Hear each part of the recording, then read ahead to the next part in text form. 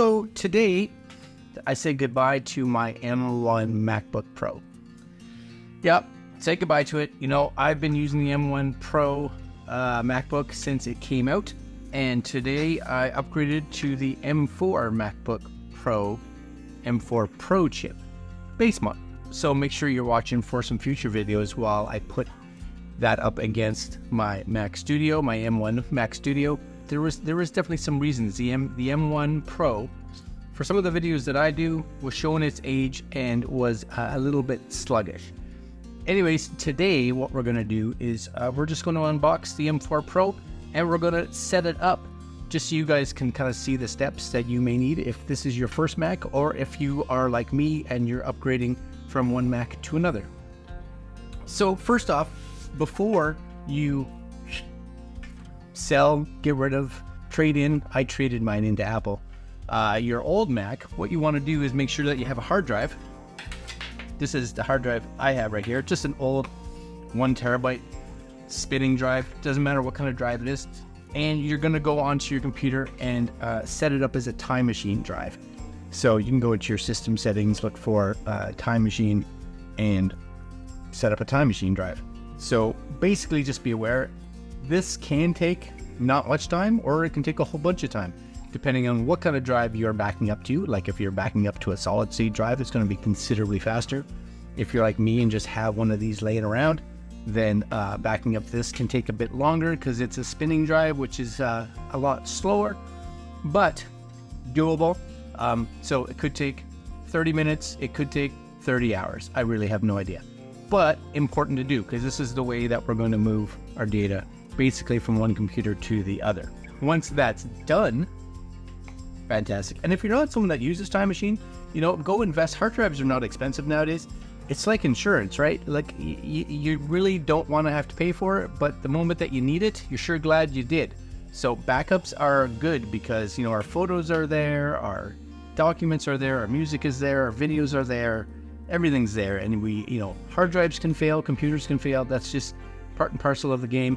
And it's you and I's responsibility to make sure that we back that stuff up. Anyways, let's see the steps.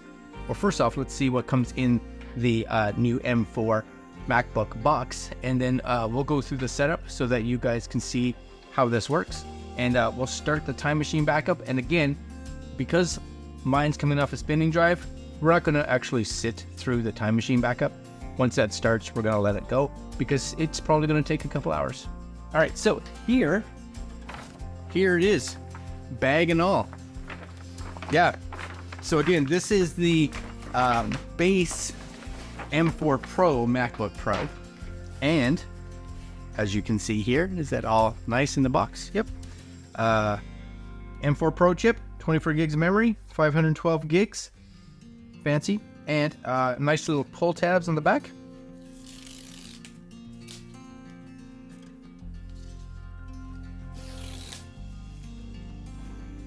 That's nice.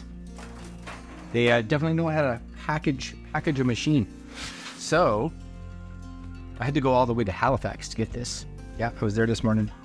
Anyways, there it is. I got the space black because, ooh, and I'm coming from the original M1.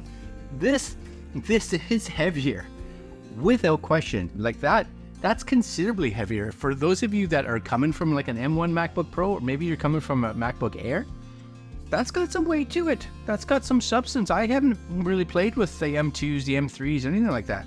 I do like that the cable itself is color matched. So I believe if you get like the black one, you get a black power cable. This is the MagSafe cable because they have MagSafe again, which is nice. And if you get the silver one, you're going to get I don't know if it's gray or white, one of the two. And last but not least, well, not last but not least, I got the 70 watt charger. You can pay more and get, I think it's a 96 watt. Supposedly can charge it faster. I got enough charging bricks around, so it doesn't really matter, but that's nice. And last but not least, you get a little booklet. And what I heard, again, no stickers. That is horribly upsetting. And you know what? As much as people complained about on the old MacBook Pros, the like the touch bar, I used it, and I'll be honest with you, I think I'm gonna miss it a bit. I am. I'm gonna miss it a bit, but nobody listens to me. No. All right, so ready for the opening? Oh, it's exciting. Oh, come on now. I already got a smudge on it. Now, you can get this with the new fancy screen and all that kind of stuff. I did not because I didn't want to do a custom order, but that is lovely. Yes? And it should open like chime as soon as I...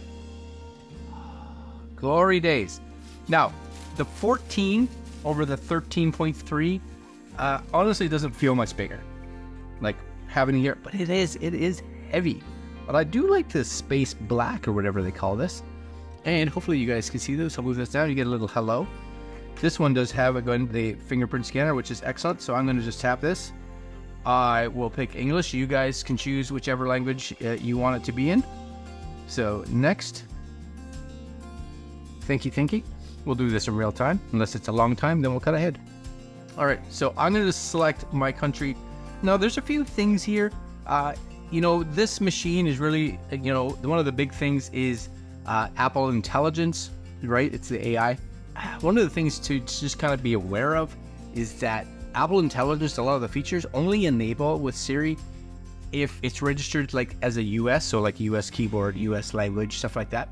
So I'm going to set this up like normal, but if you do want some of those stuff and you're not in the US, you can go in and just change that stuff to like US English and US keyboard, etc., and then all of a sudden you'll get access to it. You may have to put into some kind of, it's like a Apple Intelligence queue, but I did it last week on mine, and it was like an hour, and I was accepted. So just kind of be aware of that. Now I need to connect here. I'm going to connect to this one, and of course I don't know my password. I need to find my phone. 1 second. So one of the things that it doesn't do, because of course you're not logged in to anything yet, is it doesn't have the access or the ability, it looks like, to be able to take your password from here and put it here, because of course you're not logged in to anything. So I have to figure out where my password is. So you guys make sure you have that written down somewhere handy, because you're gonna need it. 3 years later, and I have located it, so we're good. I'm just gonna put this in here. 1 sec. Continue. I don't know what I'm doing. This is what I'm doing. Connecting. Yes. So data and privacy. This is really up to you guys. This is more of a learn. So here's the key. This is the big one. It's really the only important one. So you can migrate from a Mac. So if you haven't also traded it in or given it away or whatever already, then you can plug basically with a USB-C cable, I believe it is, from one Mac to another and do a transfer straight across. Now, this I think depends on certain years, so just kind of be aware of it.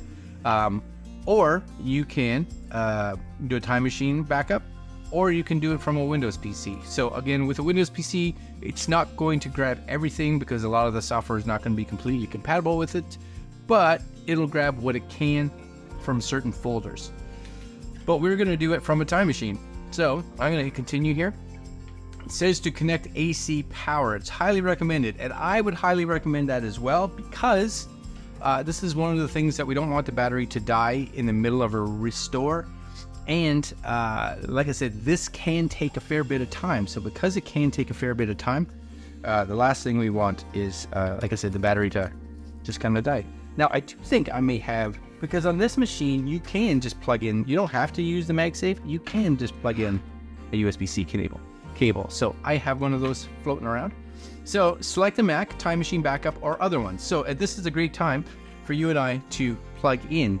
And as it's a Mac and has no USB-A port, you still may need a dongle, which is what I have here. So I'm going to plug this in here like so. And this is going to go in here. Yes. Right? Transfer information. Okay. Select from this. Now this should look, once this boots up, we wait. There it is. So there's my LaCie rugged drive. Showed up.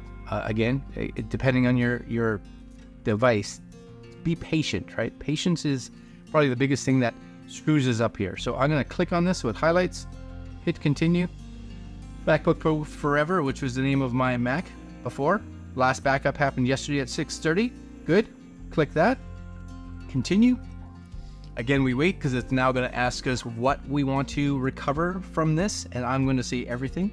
So the other thing that you need to be aware of is when you buy a new Mac, you want to make sure that your existing Mac that you had and the new Mac that you're getting have at least the same size of hard drive. I've seen people have older Macs that have like a terabyte hard drive on them, and then they buy a new one because it's expensive, and they're like, hey, you know what, I probably only need a 512, which is fine. But then when they go to recover all the data from the old one, of course it doesn't fit because they had 700 gigs of data that they're trying to move and put it on a 500 gig hard drive. Math just doesn't allow that. So as you can see here, my applications is calculating. That's my user, and you'll see the number going up as it's figuring out all the data that it has to move. And you can kind of come in here, like system network, you can kind of click in and see all this stuff. Do you want to bring over your printers? Do you want to bring over your system settings? Each of these will have this. So even in the applications, you can be like, there's certain things I do want, certain things I don't want. So you can take the check marks out. I, of course, want everything, so I don't necessarily need it to calculate because I want all of it. This is really a part that you would pause and wait. You'll see all this calculating. If there were certain things that maybe you didn't want to move over, but I want everything, so I'm gonna hit continue, right? Transfer your information, create a password. So it's not gonna pull the password from the old computer, so you are gonna have to set up a new password. So I'm gonna do that right now. Set password, and again, continue. Now it is calculating, but again, you shouldn't have to wait for that. Continue, right? Terms, I have read and agreed. Yep, you can go read them if you want. Nobody cares, right? And off she goes. At this point in time, like I said, this could be half an hour. This could be a day, right? I'm doing it now. It is currently like 4 o'clock in the afternoon. And my hope is that it may be done before I go to bed. If not, it'll work all night and it should be ready by the morning for sure. Anyways, once this finishes its update or the move of all of it, just realize you may have to do some physical updates for applications or the operating system or things like that. So once this is set up, I do recommend you to go into like your system settings, check for system updates, also go into the App Store, check to see if there's any updates there as well, just to verify everything's current, and you should be good. Leave any questions or comments down below. Again, I will be doing a test on this to put it up against my Mac Studio, so it's the M1 Max, and we'll be able to see how this M4 Pro compares to my M1 Max in performance, because again, this runs really good. It still runs smoking, like no issues at all. But my M1 Pro, just a standard M1 with 16 gigs of RAM, with certain video files, was starting to stutter at spots, which I didn't like.